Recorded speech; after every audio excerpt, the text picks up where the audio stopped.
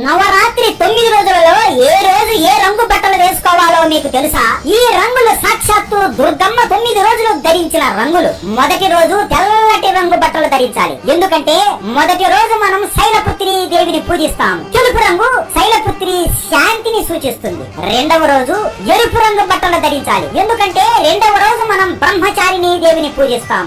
ఎరుపు రంగు బ్రహ్మచారిణి దేవికి ఉన్న శ్రద్ధని, దేవుడి మీద ఉన్న భక్తిని సూచిస్తుంది. మూడవ రోజు నీలం రంగు బట్టలు ధరించాలి. ఎందుకంటే మూడవ రోజు మనం చంద్రగంటా దేవిని పూజిస్తాం.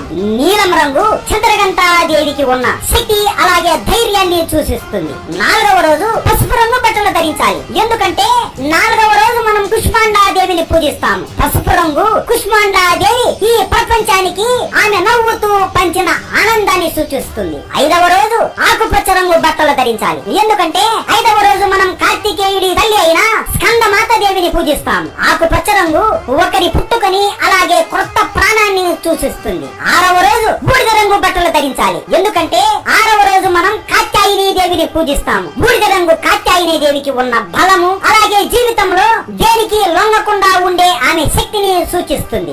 ఏడవ రోజు నారింజ రంగు బట్టలు ధరించాలి. ఎందుకంటే ఏడవ రోజు మనం కాళరాత్రి అమ్మవారిని పూజిస్తాము. ఈ నారింజ రంగు ధరిస్తే జీవితంలో ఉన్న కష్టాలు అన్ని తొలగిపోతూ కష్టాలు లేకుండా చేస్తుంది. అచ్చం కాళరాత్రి అమ్మవారు యుద్ధ భూమిలో దుష్ట రాక్షసులని చంపినట్లు. ఎనిమిదవ రోజు నెమలి ఆకుపచ్చ రంగు బట్టలు ధరించాలి. ఎందుకంటే ఎనిమిదవ రోజు మనం మహాగౌరి అమ్మవారిని పూజిస్తాము.